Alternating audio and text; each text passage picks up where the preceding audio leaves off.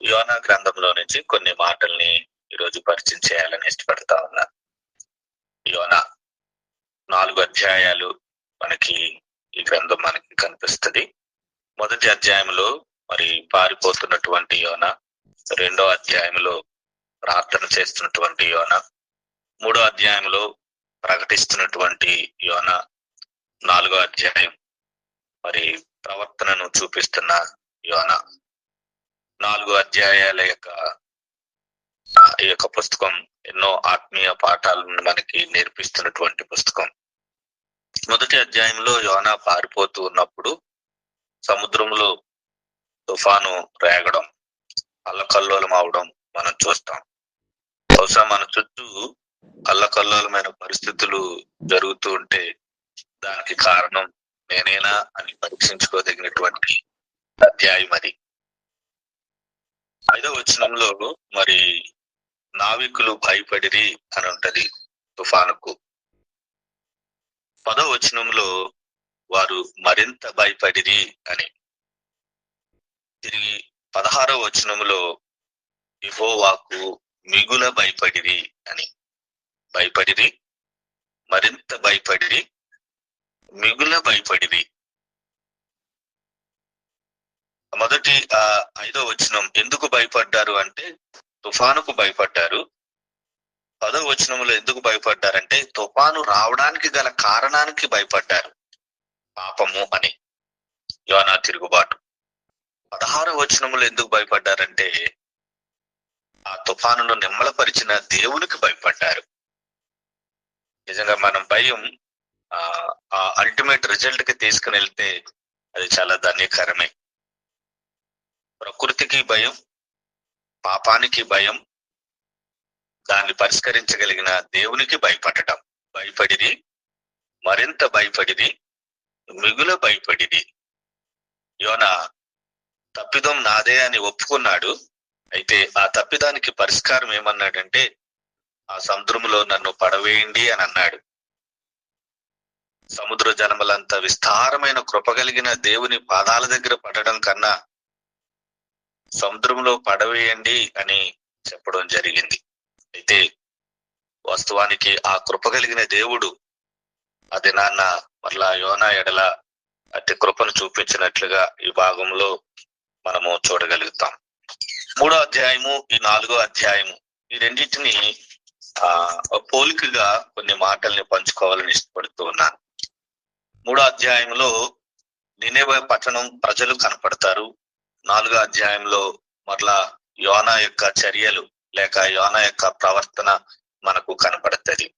ఈ 2 అధ్యాయాల్ని పోల్చి చూసినప్పుడు 3వ అధ్యాయం నినెవె పట్టణ ప్రజలు మనకి లూకా సువార్త 15వ అధ్యాయంలో ప్రభు చెప్పినట్లుగా చిన్న కుమారుడు పెద్ద కుమారుడు యొక్క వారి యొక్క చర్యలు ఈ 2 అధ్యాయంలో మనం చూస్తాం. 3వ అధ్యాయం నినెవె ప్రజల్ని చిన్న కుమారుడిగా మనం చూడగలుగుతాం. 4వ అధ్యాయంలో ఉన్న యోనా పెద్ద కుమారుని యొక్క వ్యక్తిత్వం మనకి కనబడుతుంది. 3వ అధ్యాయంలో వారి యొక్క పాపము తెలియజేసినప్పుడు వారు దాని విషయమై పశ్చాత్తాపడి దేవుని విషయమై వేడుకోవడం, అంటే దేవుని వైపు తిరగడం మనకి కనబడుతుంది. 4వ అధ్యాయంలో దేవుడు చేసిన ఆ కృపాకార్యం, క్షమాపణను మరి యోనా వారి యొక్క పాప స్థితిని బట్టి కానీ లేక వారి ద్వారా వారికి కలిగిన నష్టాన్ని బట్టి అయితే కానీ దేవుని మీద అలిగిన వాడుగా మనకి కనబడతాడు. దేవుని మీద అలిగినట్లుగా మనకి కనబడతాడు. 3వ అధ్యాయం 5వ వచనం గమనిస్తే వారికి ఎప్పుడైతే దేవుని ఉగ్రత వారికి తెలియజేయబడిందో, వారి మీదకి రాబోతున్న శిక్ష తెలియజేయబడిందో, వాళ్ళు దేవుని కృపకు అప్పగించుకున్నట్లుగా మనకి కనబడుతుంది. 3:5లో నినెవె పట్టణపు వారు దేవుని యందు విశ్వాసం ఉంచి దేవుని కృపకు వారు అప్పగించుకున్నారు. అయితే ఇది జరిగిన తర్వాత 4వ అధ్యాయం 2వ వచనంలో యోనాను గమనిస్తే నీవు కీడు చేయక మానిదువని నేను తెలుసుకొని దానికి ముందుగానే తర్షీషునకు పారిపోతిని అని. ఎస్, ఐ నో అని, నేను చేసింది రైటే, నా క్రియలు సరి అయినవే అని యోనా తనను తాను నీతిమంతుడిగా కనబరుచుకుంటున్నాడు దేవుని ఎదుట. పెద్ద కుమారుని యొక్క వ్యక్తిత్వం కూడా అదే. చిన్న కుమారుడైతే తప్పిపోయాడు, నేనైతే తప్పిపోలేదు, నేను నీ ఎదుట నీతి గలవాడుగానే ప్రవర్తిస్తూ వచ్చాను అని చెప్పుకునే తత్వం ఆయనలో మనకి అక్కడ కనబడుతుంది. ఇది మొదటిది. ఇంకొక విషయాన్ని మనం చూస్తే 3వ అధ్యాయం 8వ వచనంలో మనము లయము కాకుండా అని వారు ఏమి కోరుకుంటున్నారంటే ఆయన దగ్గర నుంచి జీవం కావాలి, జీవం కావాలి, మమ్మల్ని బ్రతికించు అని. ఇన్ కాంట్రాస్ట్ దీనికి భిన్నంగా యోనాను మనం గమనించినట్లయితే 4:3లో నేను బ్రతుకుట కంటే చచ్చుట మేలు, నన్నిక బ్రతుకనీయక చంపు అని కోరుకోవడం మనం చూస్తాం.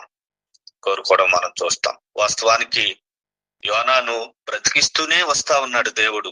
1వ అధ్యాయంలోను 2వ అధ్యాయంలోను చివరికి మరి అలాంటి వ్యక్తిత్వాన్ని కనబరుస్తున్నప్పటికీ దేవుడు తనకి జీవాన్ని ఇస్తూ కొనసాగింపచేయడం, అది దేవుని కృప.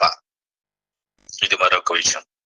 ఇంకొక విషయాన్ని గమనిస్తే 3వ అధ్యాయం 10వ వచనంలో ఉంటది, వారు తమ చెడు నడతలు మానుకొనగా వారు చేయుచున్న క్రియలను దేవుడు వారి యొక్క పశ్చాత్తాపాన్ని చూచాడు. 4వ అధ్యాయం 1వ వచనంలోనే ఉంటది, యోనా దీన్ని చూచి బహు చింతాక్రాంతుడై కోపగించుకొనెను అని. బహు చింతాక్రాంతుడై కోపగించుకొనెను. దేవుడు వారి హృదయాన్ని చూశాడు, వారి పశ్చాత్తాపాన్ని చూశాడు.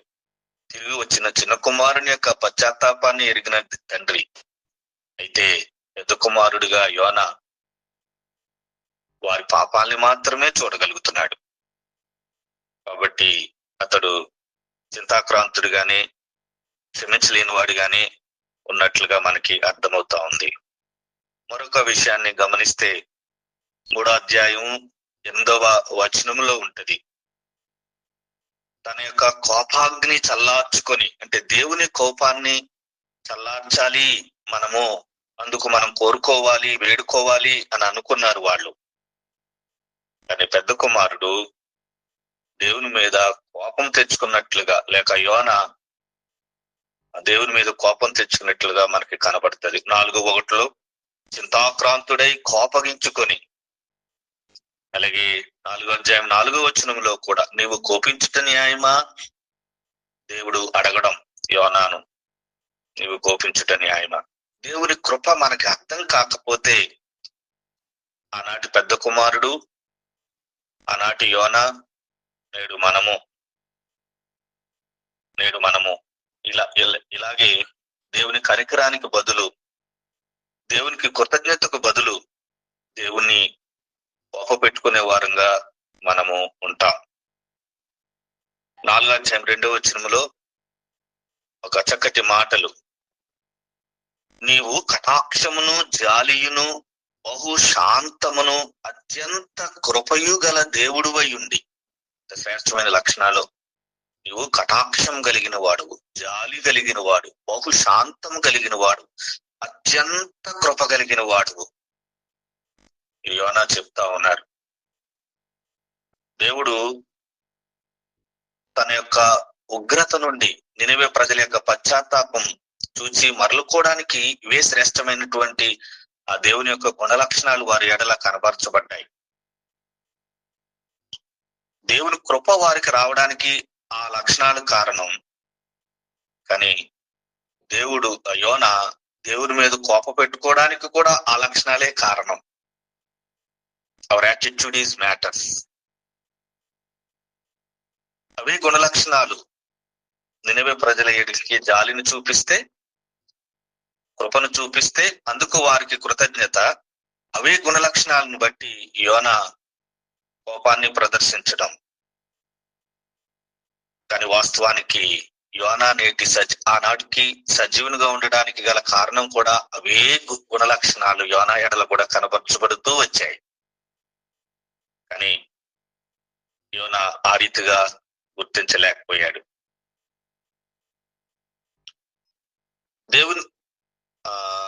నినేవారికి దేవుని గురించి తెలియచేయబడింది శిక్షిస్తాడు అని.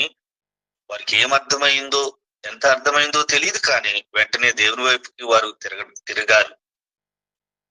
యోనా శ్రేష్టమైన దేవుని యొక్క గుణ లక్షణాలను ఉచ్చరించాడు గాని మరి వాటి మీద ఆనుకున్న వారిగాను, అవి అతను హృదయంలో ఉన్నట్టుగాను, లేక దేవుని హృదయాన్ని అశాంతం అర్థం చేసుకున్నట్లుగాను మనకి అర్థం కాదు.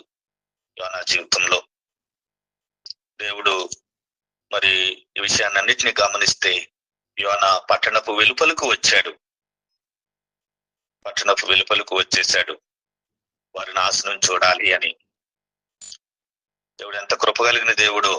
ఒక చొర చెట్టు నీడనివ్వడం, చిన్న పురుగును పంపించడం, మరలా ఆ చొర చెట్టును సంహరించడం. యోనా కొరకు ఒక గొప్ప చేపే కాపాడింది. యోనాకు ఒక పాఠం నేర్పించడానికి ఒక చిన్న పురుగునే దేవుడు అనుగ్రహించాడు. గొప్ప రక్షణను మనం గొప్పగా చెప్పుకుంటాం, చిన్న పురుగు ద్వారా నేర్చుకునే పాఠాలని మనం మర్చిపోతాం. గొప్ప కార్యాలని మనం చాటి చెప్పడానికి ప్రయత్నం చేస్తాం. అనుదినము చిన్న చొర చెట్టు ద్వారా అనుగ్రహిస్తున్న నీడను, దేవుని సహాయాన్ని మనము ఎన్నిక చేయలేని వారంగానూ ఉంటాం. యోనాకు పురుగే ముఖ్యం, ఆ చెట్టే ముఖ్యం. Than his people. His concern for the plant than people. Nineveh పట్టణ ప్రజలు నాశనం కావాలనుకుంటున్నాడు. తనకు నీడనిచ్చిన చెట్టు నాశనం కావడం మాత్రం కోపాన్ని ప్రదర్శిస్తా ఉన్నాడు. అదే దేవుడు అతనికి నేర్పించినటువంటి పాఠం.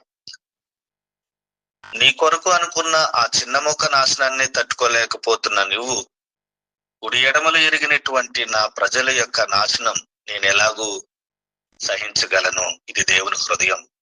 దుష్టుడు తన దుష్టత్వంలో మరణించడం నాకు ఇష్టం లేదు.